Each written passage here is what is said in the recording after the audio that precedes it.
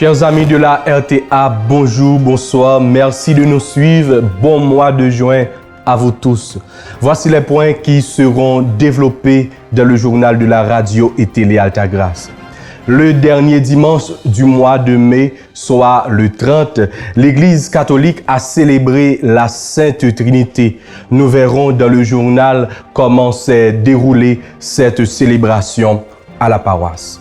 Ce dimanche aussi, les chorales, la Sainte Famille et les petits chanteurs ont commémoré respectivement leur 24 et 10e anniversaire chacun. Ce 30 mai aussi était la fête des mères en Haïti. Nous retournerons sur le concert qui a été organisé en cette occasion et pour venir en aide à notre confrère de la RTA malade depuis plusieurs mois, Fedlando Casimir. Le lundi dernier était la fête de la visitation et la clôture du mois de Marie. Ce jeudi marquera la fête Dieu, communément appelée fête du Saint-Sacrement. Nous retournerons sur la célébration d'ordination diaconale qui s'est déroulée le samedi 29 mai dernier à la paroisse Christois et la fête patronale de la paroisse Marie Auxiliatrice de Sarthe qui s'est déroulée le lundi 24 mai. Ensuite, pour finir, nous verrons la page internationale comme d'habitude avec notre consoeur Widjeni Ulysse. Voici, mes sœurs et frères, les titres qui seront développés dans quelques instants.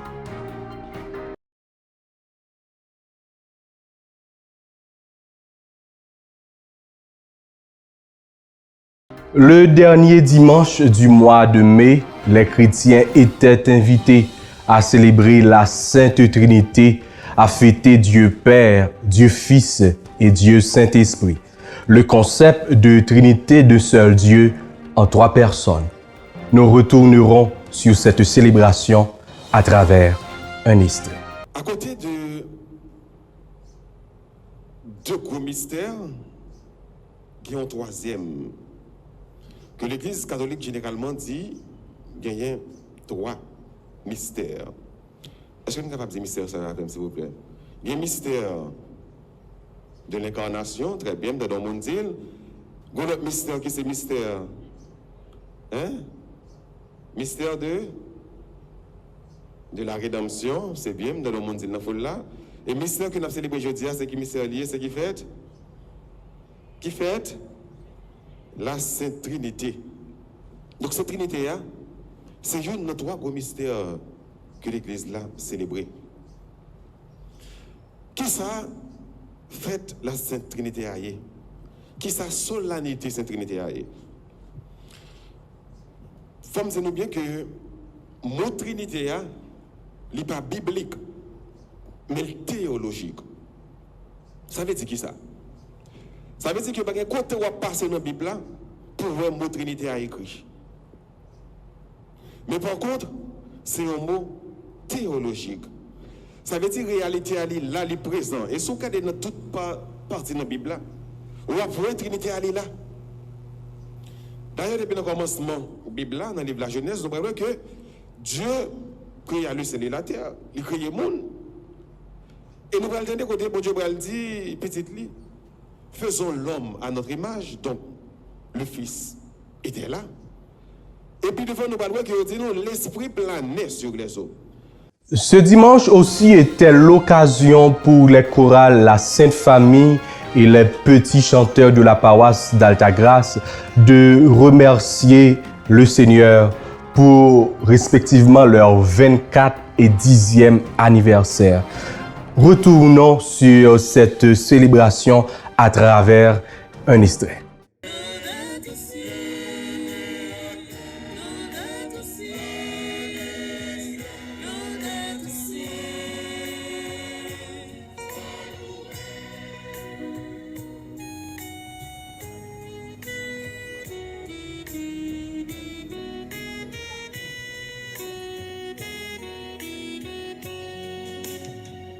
Pour les bêtes de l'eau, de la terre et du ciel, c'est gouillement vivant. Pour l'homme et pour la femme, que tu fis élever, et pour tous leurs enfants. Quand ils disent l'amour, quand ils tendent les bras. Comme des frères et sœurs, Ils nous parlent de toi. l'eau de ton ciel, l'eau de ton ciel.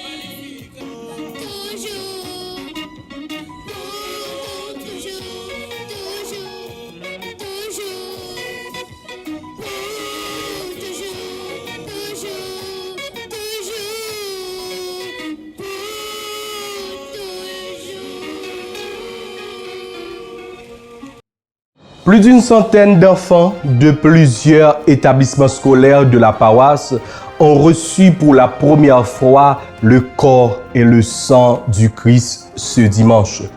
Heureux de s'approcher vers la Sainte Table, ces enfants ont vécu une joie immense en ce dimanche de la fête de la Sainte Trinité. Suivant un extrait de cette première communion.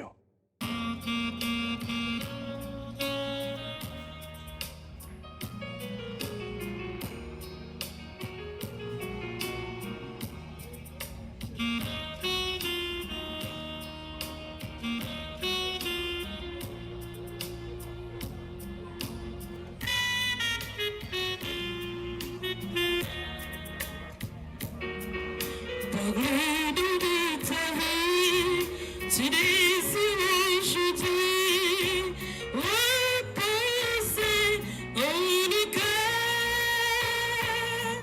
brûler de chaque terre, assurant fait d'être humain, tu fais tes lumières en nous, Seigneur.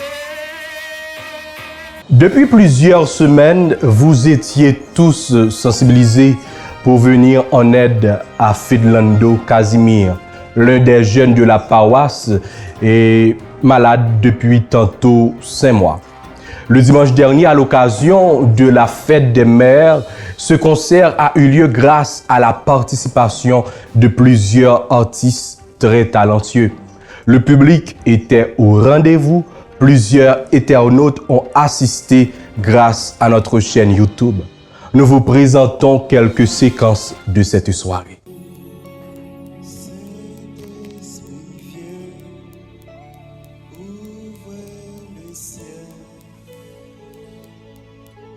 Descends sur nous, viens, Saint-Esprit, viens, feu éternel.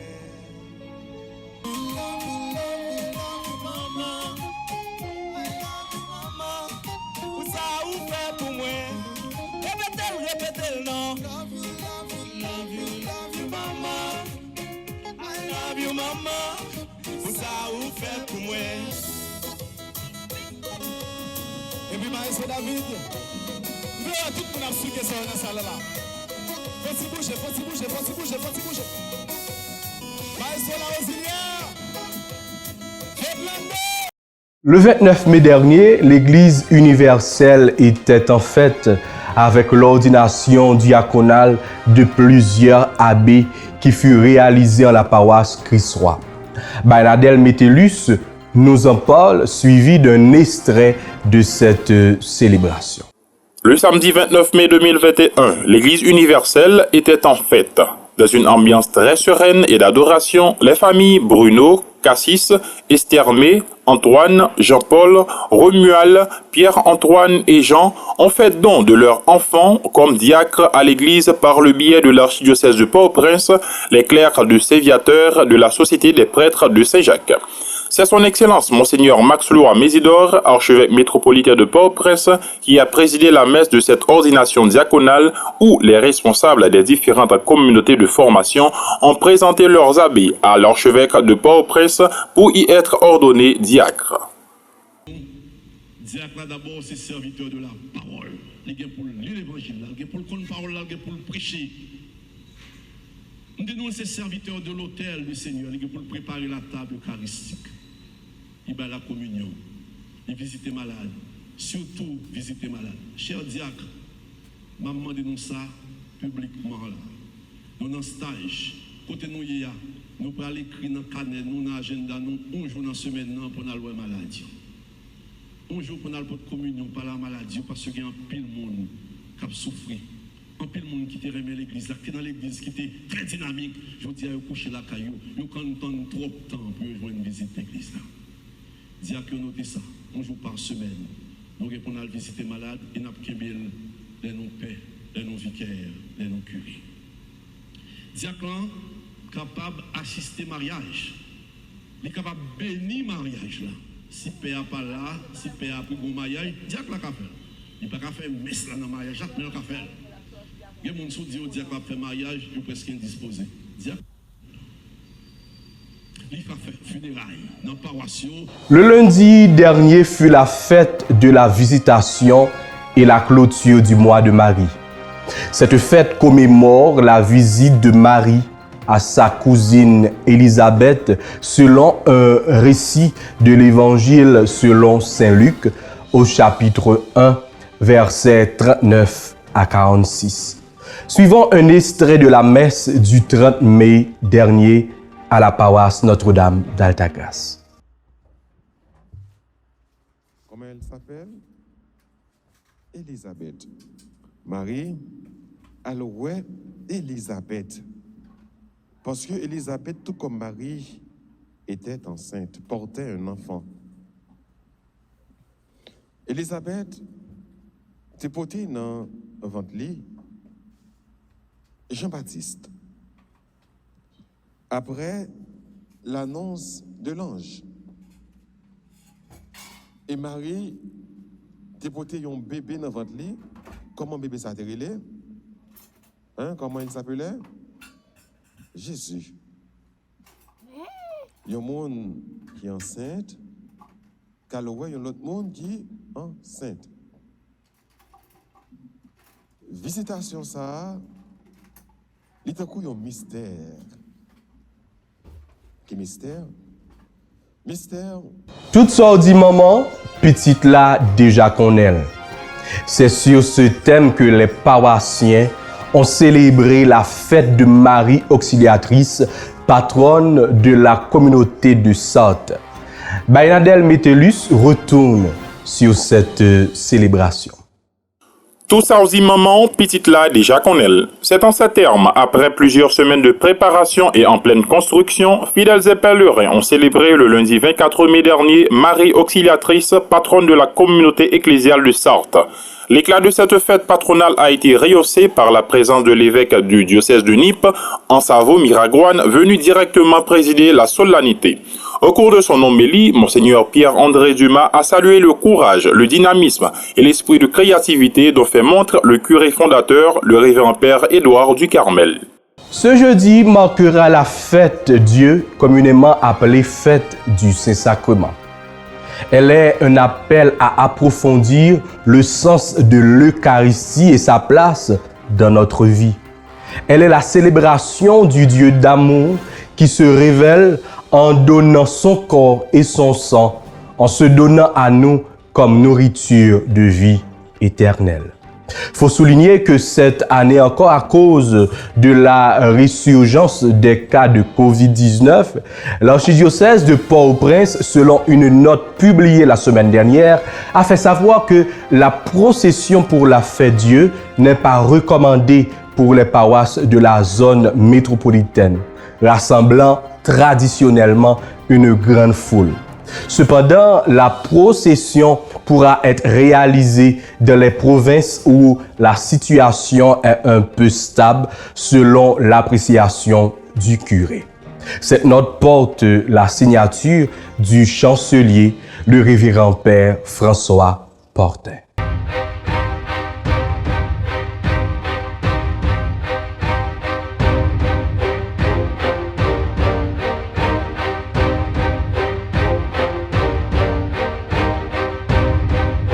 Et maintenant, bien sûr, nous accueillons Widjeni Ulysse pour la page internationale du journal.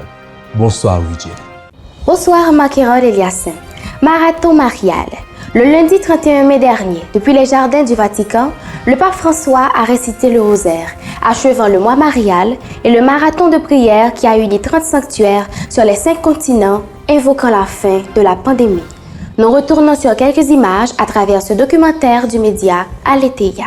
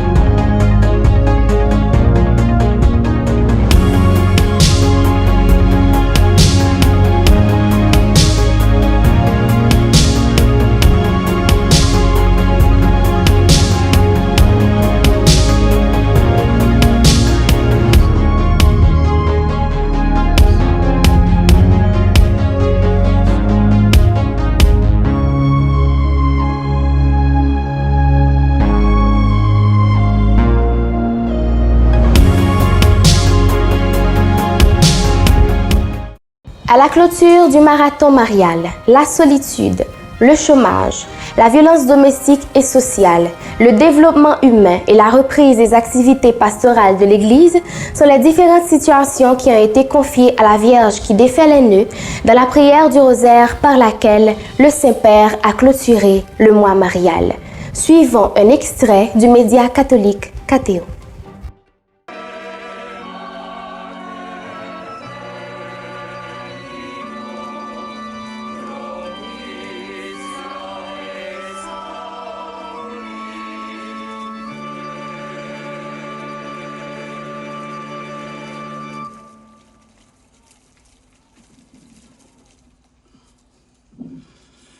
Nel nome del Padre, del Figlio e dello Spirito Santo. Nel corso di questo mese di maggio, le cours de ce mois de mai, avec beaucoup de fidèles, nous nous sommes réunis en prière avec différents sanctuaires dans le monde entier qui sont dédiés Marie, notre Sainte Mère. Nous t'avons demandé d'intercéder pour nous auprès de ton Fils Jésus, chaque jour, en gardant entre les mains la couronne du Saint-Rosaire, nous avons adressé. La messe de la solennité du corps et du sang du Christ sera célébrée cette année par le pape François le dimanche 6 juin en la basilique Saint-Pierre en présence d'un nombre restreint de fidèles, tandis que la date liturgique est pour ce jeudi 3 juin. Irma Juvenal fait le point avec nous. La messe de la solennité du corps et du sang du Christ sera célébrée par le pape François ce dimanche 6 juin en la basilique Saint-Pierre, en présence d'un nombre restreint de fidèles. Comme l'indique ce 31 mai, un communiqué du Bureau des célébrations liturgiques du souverain pontife, ce dimanche 6 juin, le pape François célébrera la solennité du corps et du sang du Christ, appelée aussi Corpus Domini ou Fête Dieu, à 17h30 en la basilique Saint-Pierre. Un nombre limité de fidèles sera admis en raison de la pandémie actuelle. La configuration est donc semblable à celle de l'année dernière, où les mesures contre le coronavirus étaient également de mise. D'ordinaire, la coutume veut que l'évêque de Rome préside la messe solennelle sur le parvis de sa cathédrale, la basilique Saint-Jean de Latran, puis guide la procession eucharistique le long de la Via Merolana, une grande artère de la capitale italienne qui mène à la basilique Sainte-Marie Majeure. François, et avant lui Saint Paul VI, avait déjà dérogé à la tradition en se rendant par exemple à Ostie ou dans un quartier populaire de Rome. La date liturgique de cette solennité dans le calendrier romain est cette année le jeudi 3 juin, mais elle sera célébrée le dimanche suivant dans de nombreux pays afin de permettre une plus large participation des fidèles. Irma Sarah Juvenal, Radio-Télé Altagrace. 3 infirmières laïques volontaires âgées respectivement de 25, 23 et 41 ans, assassinées en haine de la foi en 1936 pendant la guerre espagnole, après avoir subi sévices et humiliations, ont été béatifiées le 29 mai dernier en la cathédrale d'Astorga et présentées comme un modèle de foi et de charité. Écoutons un extrait d'un article de Vatican News rapporté par notre confrère Gélin Charles Omer. Dans la province de Léon, au nord-ouest de l'Espagne, sont béatifiées ce 29 mai 3 infirmières laïques volontaires, assassinées en haine de la foi en 1936 pendant la guerre civile espagnole après avoir subi sévices et humiliations. Elles sont présentées aujourd'hui comme un modèle de foi et de charité.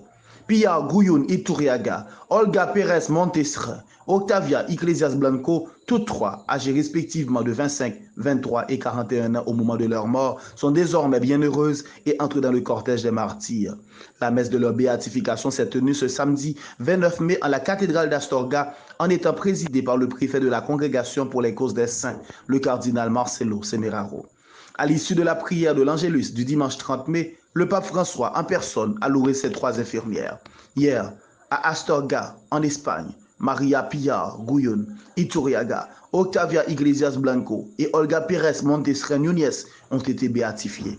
Ces 3 laïques courageuses, à l'imitation du bon samaritain, se sont consacrées à soigner les blessures de la guerre sans les abandonner au moment du danger. Elles ont risqué et ont été tuées en haine de leur foi. Nous louerons le Seigneur pour leur témoignage évangélique. Applaudissons-les, nouvelle bienheureuse, a-t-il déclaré, faisant applaudir les fidèles rassemblés à la place Saint-Pierre de Rome. Ces martyrs sont un exemple d'initiative et de créativité, estime Monseigneur Fernandez, parce que l'amour est toujours créatif et elle voit le besoin qui existait sur le front dans ces situations avec beaucoup de blessés des deux côtés, ne sont pas entrés dans la politique.